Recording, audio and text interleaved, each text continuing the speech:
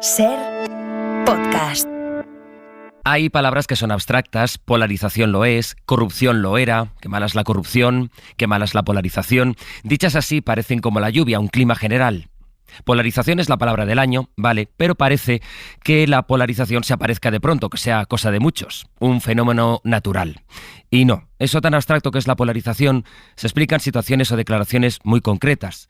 Polarización no es lo que hace todo el mundo, será en todo caso lo que interese a algunos. Las 8 de Hoy por Hoy en Ser Podcast. Hola, buenos días. Afonía es otra palabra, en este caso muy concreta y con la que nos vamos a tener que pelear esta mañana de jueves, que en lo político, y como saben va a tener una gran imagen política de gran simbolismo, esa moción de censura en Pamplona que será este mediodía. Hay convocadas de hecho dos manifestaciones, una a favor, otra en contra, a las puertas del mismo ayuntamiento para las 12. Amaya Otazu, buenos días. Buenos días, según sí, los partidarios del nuevo alcalde, Joseba Sirón de Bildu, han convocado una concentración en la plaza a las 11:30. Poco después, a las 12, es cuando UPN convoca a sus afiliados. Ayer la formación regionalista les envió un mensaje a sus militantes para que acudieran, pese a que delegación de gobierno les había instado a que buscaran otro emplazamiento. Para ello, llamamiento por parte tanto de EH Bildu como de UPN a la calma, al respeto, aunque los tonos son distintos. Ibarrola, actual alcaldesa, Sirón, futuro alcalde. Yo voy a salir con la cabeza muy alta y por la puerta principal, pero vamos, ya llevo unos cuantos días escuchando insultos. De los de siempre, ¿eh? Mañana muchos ojos estarán puestos en nuestra ciudad, miradas propias y miradas ajenas, miradas cercanas y miradas lejanas, pero todas ellas queriendo transmitir su propio punto de vista. Es nuestra oportunidad para transmitir la mejor de las imágenes de la ciudad. Clima político tenso a pocas horas de ese pleno. La moción en Pamplona que viene a cerrar el año político del que ayer hacía balance Pedro Sánchez. Pero lo que no es aceptable es el nivel de descalificaciones y de insultos a los que ha llegado la oposición durante estas últimas semanas. Y creo además que desde el punto de vista social y también mediático, si me permiten el comentario, debería ser absolutamente reprochable, cuando no condenable, el que a un líder de otro partido político se bromee diciendo que me gusta la fruta. Me parece absolutamente deleznable y me parece que demuestra el bajo nivel al que ha llegado la política, en este caso por parte de la oposición. Esto decía Sánchez. El PSOE se había puesto una línea roja, que era llegar a un acuerdo con Bildu que diera a ese partido el gobierno de una institución. Bueno, pues esa línea roja va a caer hoy con la votación de Pamplona. De todas maneras, Inma Carretero, buenos días. ¿Qué tal? Buenos días. En la dirección socialista y entre sus dirigentes, con los que hemos podido hablar, con los que has hablado en estas últimas horas, ellos asumen el giro y lo ciñen, lo circunscriben a la situación concreta de Pamplona. Sí, aseguran en Ferraz que se trata de una realidad muy concreta que no se puede sacar de contexto a nivel nacional como quiere el Partido Popular, porque argumentan que se debe a una mala gestión de UPN. En cualquier caso, cada vez son más las voces de dirigentes del PSOE que se suman al discurso de Óscar Puente y defienden que no pueden seguir haciendo el juego al relato encapuchado, eso dicen, del Partido Popular. No podemos estar justificándonos como si estuviéramos matando a Manolete, así lo explica un dirigente territorial, y hay quien añade que la sobreactuación del Partido Popular es el mejor alimento para tener al PSOE unido, porque solo Lambán y García Paje han criticado la moción de censura. Inicialmente la decisión sí que descolocó a más de uno en el PSOE, porque el propio Sánchez en su investidura hizo gala de no haber dado sus votos a Bildu en Pamplona. El giro se ha producido en la antesala de las elecciones vascas. Allí los socialistas aseguran que está muy claro que van a seguir pactando con el PNV. De hecho, el propio Sánchez ha defendido que esa asociación con los nacionalistas vascos es presente y futuro.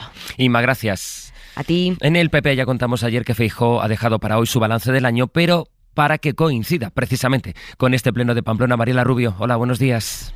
¿Qué tal? Buenos días. Sí, y es que ese será el eje sobre el que pivotará el balance del líder del PP, que dibujará un PSOE que ya lo hizo con la amnistía, pero que hoy abandona el constitucionalismo definitivamente.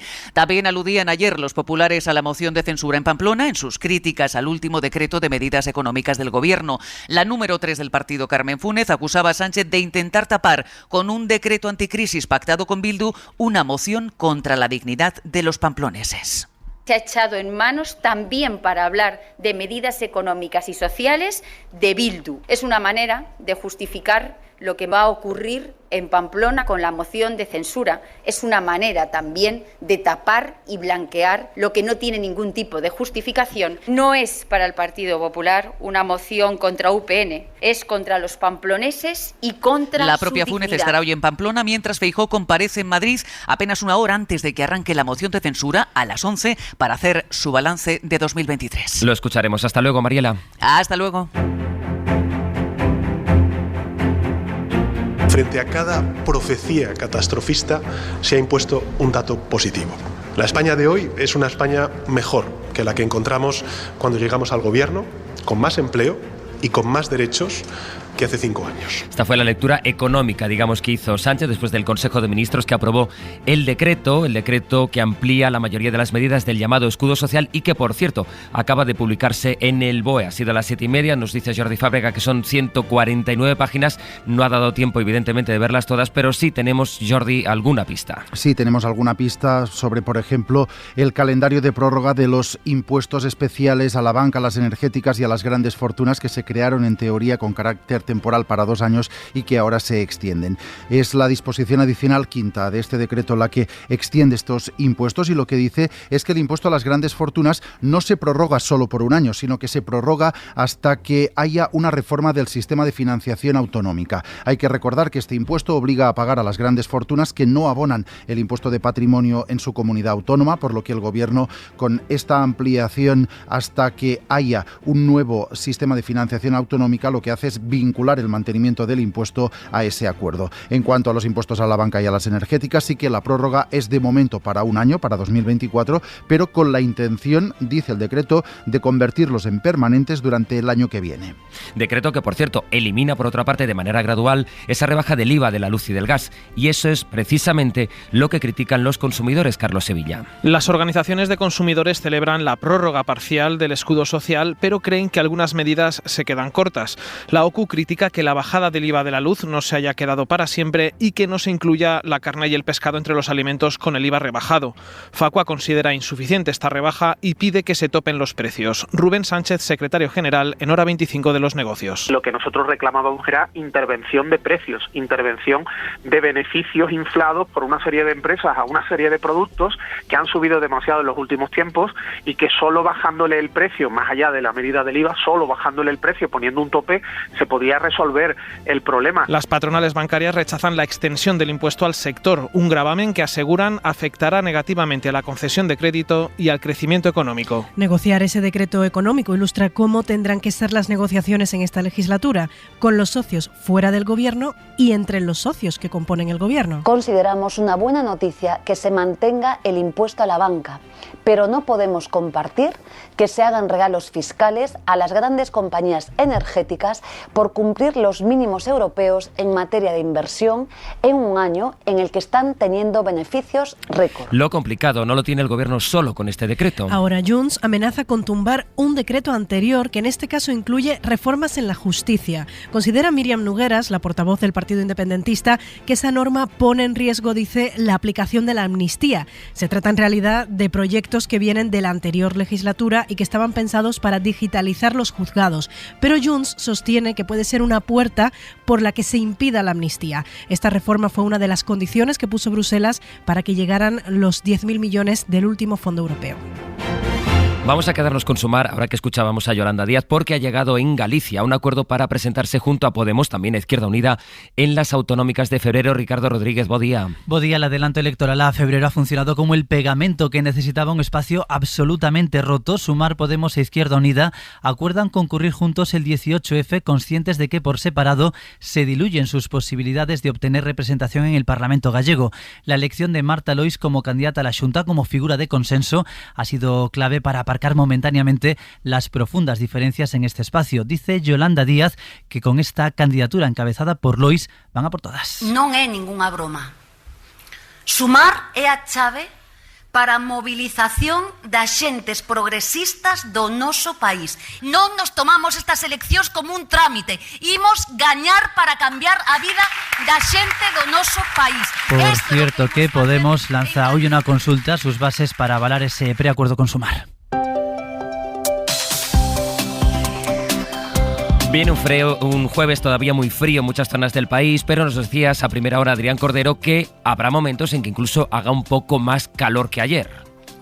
O como mínimo menos frío, sí. Lo cierto es que todavía a esta hora tenemos mucho frío en la mitad oriental. Tenemos 10 provincias con avisos activados por bajas temperaturas. Destacan, por ejemplo, los 9 grados bajo cero que tenemos en algunos puntos de la provincia de Cuenca, 7,4 grados negativos en puntos de Guadalajara. Teruel, a esta hora la capital de provincia más fría, con 6 grados negativos, algo más de frío que ayer también a esta hora, por ejemplo, en Cataluña, pero sin embargo, en la parte occidental del país las temperaturas han bajado mucho menos porque tenemos un frente que lo que está haciendo es que aumente la nubosidad y por lo tanto que tengamos menos frío de madrugada. Un frente que, por cierto, deja a esta hora lluvias en Galicia hasta 33 litros por metro cuadrado en puntos de A Coruña. Se extienden también a otras zonas del Cantábrico y a buena parte de Castilla y León. En el resto del país, más nubes que ayer, pero sin riesgo de lluvia. En Baleares y en Canarias, cielos poco nubosos. En el archipiélago canario, con temperaturas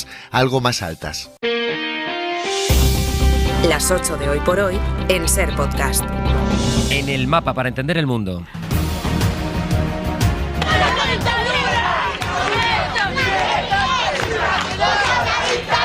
Argentina. Y la primera gran protesta en las calles de los sindicatos contra los ajustes que ha anunciado Milei. Su gobierno, por cierto, ha impulsado otra reforma para aprobar medidas por decreto sin tener que pasar por el Parlamento. El gobierno ha presentado una ley ómnibus con cambios que implican delegar funciones legislativas al Ejecutivo a través de la emergencia pública. Ángel Villascusa. Miles de personas han participado en la primera manifestación que convocan los sindicatos contra Milei y que, según Pablo Moyano de la CGT, ha sido todo un éxito. Bueno, la verdad que fue impresionante, ¿no? Era una simple convocatoria de la CGT, se fueron adhiriendo un montón de centrales sindicales, movimientos sociales, gente de forma espontánea y bueno, salió una movilización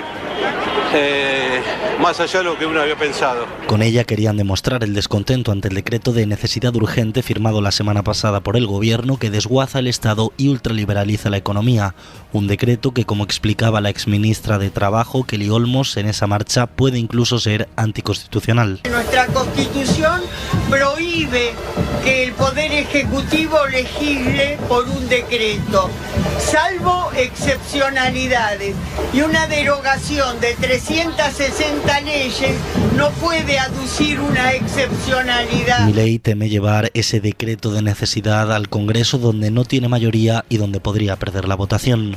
En la marcha también ha participado el principal sindicato de trabajadores públicos, un día después de que el gobierno haya anunciado que no renovará 5.000 contratos a funcionarios. En Gaza, Bayo. Continúan los combates en el norte de la franja, aunque en las últimas horas han sido los civiles del centro y del sur de Gaza los que han sufrido en mayor medida la ofensiva israelí. En el campamento de refugiados de Al-Nuseirat, de donde nos llega este sonido, las bombas israelíes han matado a 7 personas, otras 20 han muerto cerca de Han Yunis, 5 en Al-Maghazi. La cifra de víctimas mortales en Gaza supera ya los 21.000 palestinos en 83 días de una guerra que amenaza con extenderse a otros frentes, como el de la frontera israelí con el Líbano, donde ayer se produjo uno de los mayores ataques recientes con drones y cohetes por parte de Hezbollah. La milicia proiraní pagará un alto precio si continúan atacándonos, ha dicho el jefe del Estado Mayor israelí, mientras hoy en Teherán el líder supremo del régimen iraní ha presidido el funeral por el comandante de la Guardia Revolucionaria asesinado esta semana en Damasco, presuntamente a manos del ejército israelí. Francia le ha vuelto a pedir a Israel un alto al fuego en la franja. Emmanuel Macron habló anoche por teléfono con el primer ministro Benjamin Netanyahu para intentar trazar una estrategia que ayude al intercambio de rehenes. Y además Gillian visita hoy de Pedro Sánchez a Irak. Va a ver a los más de 300 militares españoles que están allí destinados en 2 misiones internacionales. El viaje coincide con un pico de tensión en la zona. 3 militares estadounidenses han resultado heridos y un afiliado de las milicias proiraníes ha muerto por ataques cruzados entre Hezbollah y el ejército estadounidense. Este es el 4º viaje de Pedro Sánchez a Oriente Próximo desde que empezó la guerra en Gaza el 7 de octubre. Las 8 de hoy por hoy en Ser Podcast. La ministra de Seguridad Social va a presidir hoy su primera conferencia de migración. Es el foro que reúne al Gobierno, a las comunidades, para abordar la distribución de los menores no acompañados que han llegado a Canarias este año. 2023 va a terminar con un récord de llegadas de personas en pateras a las islas, casi 38.000. Esa cifra, cuando todavía no hemos acabado el año, ya supera a la de la crisis de los cayucos de 2006. Y según la Organización Internacional para las Migraciones, cada 9 horas muere una persona en la ruta canaria intentando llegar a España. Lo decíamos a las 7, una muerte cada 9 horas. Canarias, Héctor Palmero, buenos días. Buenos días. Es el gran drama que conllevan las historias de estas miles de personas que deciden arriesgar su vida para lograr mejores horizontes vitales. Un fenómeno, el de la inmigración, que continúa dejando cifras a diario para la reflexión. Desde la medianoche del miércoles han arribado a las costas canarias unas 350 personas a bordo de 7 embarcaciones. Lo positivo es que ninguna ha presentado problemas de salud destacables. Una realidad que hoy vive un capítulo esencial con la reunión, como decían, de la Conferencia Sectorial de Inmigración, a la que Canarias acude con 2 peticiones: más fondos, mayor estabilidad de los recursos para compensar los gastos que ha conllevado la inmigración, y un reparto más equitativo de los menores entre las comunidades autónomas, mayor solidaridad. Además, desde el Ejecutivo Autonómico le han echado en cara durante las últimas horas al Gobierno central que se haya limitado a parchear la situación de la sobrecarga que sufre el archipiélago por ser frontera sur de Europa. Saben que el Ministerio y las consejerías de Sanidad están insistiendo en recomendar la mascarilla y la vacuna ante el pico de casos de gripe de estos días, que están provocando problemas por saturación. Lo cuentan los especialistas de algunos hospitales en la puerta de urgencias, pero sobre todo se quejan algunos sindicatos de la situación en los centros de salud. Xavi Compañ. El aumento del contagio de la gripe, así como el repunte de casos de la nueva variante de la COVID, ha provocado que las urgencias hospitalarias y los centros de atención primaria noten un aumento de pacientes. En la Comunidad de Madrid la tasa está más alta que la media de los últimos 10 años, con 90 casos por cada 100.000 habitantes. El sindicato AMITS denuncia apelotonamientos en varios centros, pero dicen que no hay riesgo de colapso. La incidencia en Cantabria es de 307 casos por 100.000 habitantes y esperan que vaya en aumento estas semanas. Lo mismo pasa en Castilla y León, con más de 100 casos por los 100.000 habitantes. Desde la Junta piden precaución y reducir los contactos, especialmente con la gente mayor. La solución para rebajar los casos de gripe pasa por la vacunación. Los gobiernos autonómicos recuerdan que la vacuna se sigue administrando y hacen un llamamiento a que la gente pida cita. En 10 minutos, como cada mañana, el análisis en el abierto. Hoy en la mesa nos van a acompañar Elena Pisonero, Carlos Sánchez e Ignacio Escolar. Y hablaremos con el secretario de Organización del Partido Socialista de Navarra del gran asunto político del día, la moción de censura en Pamplona. Para no perderte ningún episodio, síguenos en la aplicación o la web de la SER, Podium Podcast o tu plataforma de audio favorita.